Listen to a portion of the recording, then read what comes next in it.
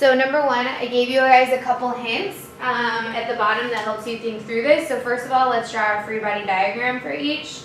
So of course they both have Fg, it's the same Fg because it says they both weigh 40 kilograms. Art is pushing down into the right, so I'm going to break, actually I won't break it up. This is like the applied force of 80 newtons they each have. And then of course they have a normal force. The next question, or one of the questions, is which one has a greater normal force? Well, if you look at this, I know that it's not accelerating up or down, so if I'm pushing down as well as the weight force down, then that means you have to have a bigger normal force to balance out. Here, I'm holding up some of the weight, so it still balances out, so I don't need as much of a normal force to balance out this way. And then this one, because it has a greater normal force, the next question is which one has a greater friction force? Well, friction force is mu Fn. So because I have a greater Fn, this one has a greater force of friction. So this has a greater max static friction force. First of all, we can put this. We don't have to draw the arrows longer, but friction force like this. And the right word is part of this applied force right here. So I know that the horizontal component of the applied force is going to be the same in each because it was the same force at the same angle. It's just down and to the right instead of up and to the right here. So the x part would be 80 cosine of 40, which is going to, or cosine of 30, sorry, would be the same for either one.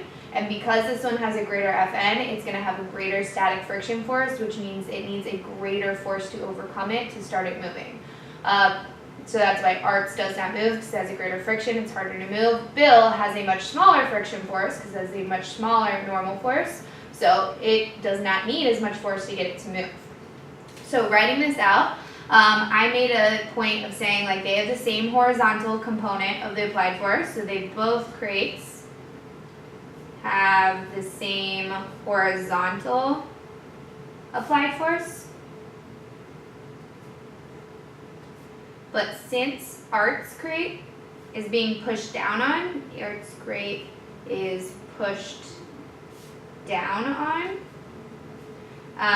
it will have a greater normal force. No, let's actually write it out. It'll have a greater normal force.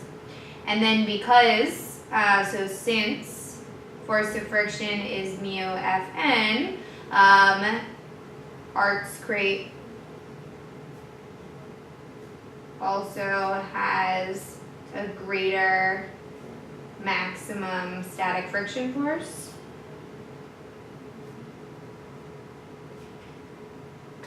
So what I've said so far is greater Fn, so greater friction force, same horizontal applied force.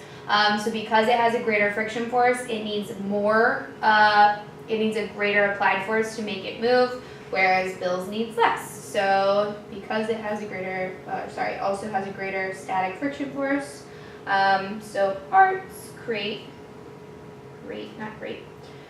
needs a greater applied force to move than Bill, who has less Fn and less force of friction to overcome to move. So we are explaining why his did not move, whereas his ones did, and it all has to do with greater friction force, and the greater friction force came because it had a greater normal force. And then Bill's had less, which is why it's easier for it to move. Here, so I've got two identical carts. One is being just pulled with a force of 1 Newton. One is being pulled with a weight of 1 Newton. So how I thought about this is 0.5. This one is just straight applied force of 1 Newton. Whereas this one is a force of gravity of 1 Newton. And this, because it has a force of gravity of 1 Newton, has a mass of 0.1 kilograms. So either way, the system is being pulled with a force of 1 Newton. But this one, because it is a weight, it's also adding mass into the system, so it has a total mass greater than this one. So the one that has a greater acceleration is going to be experiment 1, because both have the same net force on the system, same net force pulling the system. that would be your 1 Newton, right? But experiment 1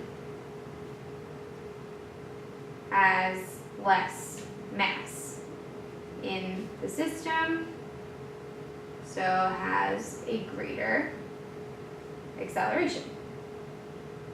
So here, what we're saying is they both have the same force acting on it, but this one is over more mass. Same force over more mass will be less acceleration. Same force over less mass would be greater acceleration when we're comparing those two.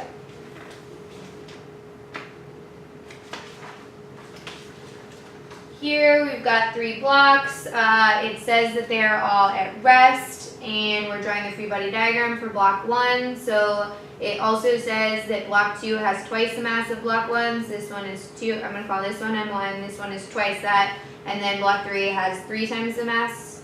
So 3 M1. So I'm going to start by drawing my force of gravity on each of them. M1, let's just make it, I don't know, 2. So this one, I'm going to call it M1G. This guy, wait, 2 is next, and it has twice the force of gravity, so it has twice the mass. So this would be, you can call it M2G, you can call it 2M1G, you can call it FG, it doesn't really matter. And then block 3 has 3 times that, like this. You can just call it FG. I'm just showing you the different ways you can call it, doesn't matter which one. And then this guy feels a tension, this guy also feels a tension. These are 2 different ropes, so it's 2 different tensions. Let's call this one T1, this one is T2. Block 1, it says that it's at rest, that means all of my forces are balanced, so T1 has to be equal to the M1G, and then this guy's T2 has to be, block 2. T2 has to be equal to this one, and you have to show that they're equal to each other. These 2 are equal to each other. Block 3 feels T2 pulling this way and T1 pulling this way. It is the same T2 as this, so this one I had 4, so I should have 4 to the right, T2. And then T1, I have a length of 2 right here, so I would have only 2. So you would be, for something like this, I would be checking to make sure that you have T1 the same in both diagrams and T2 the same in both diagrams because it is the same force. And then this is on a surface, so block 3 also has a normal force that balances out. Call that Fn, it balances out this one. These 2 do not feel a normal force because they are not on a surface. And then obviously this one is not balanced, so if you look, it's talking about the frictional force between block 3 and block in the table. So that means I must have a friction force to the left, and it should be whatever the difference between those 2 is. So enough to make these 2 balanced out. And the reason, part B, that it has to be to the left, so to the left, because we know that the forces on block 3 must be balanced because block is at rest. Block's at rest. And we know that T2 is greater than T1, so because you have a greater T2 to the right, so because there's a greater T2 pulling block 3 to the right than T1 pulling left, your force of friction must be to the left to balance. C, deriving an equation or expression for the coefficient of kinetic friction. For the coefficient of kinetic friction, this should definitely be static, shouldn't it? That's weird. Let's just pretend that said coefficient of friction.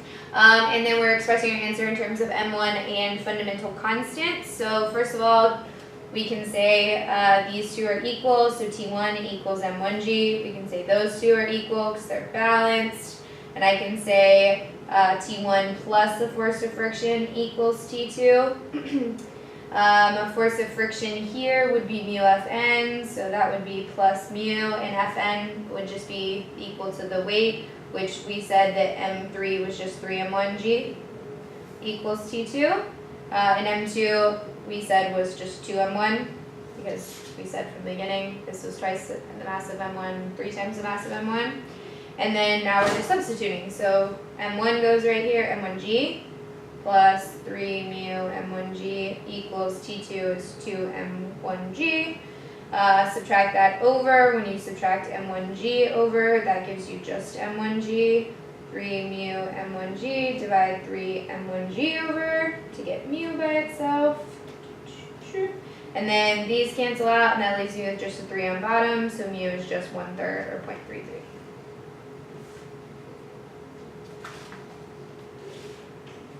Here we're at rest, it's on a frictionless table. I've got M1 and M2 on the table. Draw the forces acting. So I was not super clear. It was at rest at first and then it's released.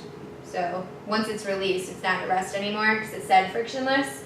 My bad on that one. Drawing the forces acting on each block, M1 would have, of course, M1G like this, and then some tension pulling up, but it is going to accelerate down.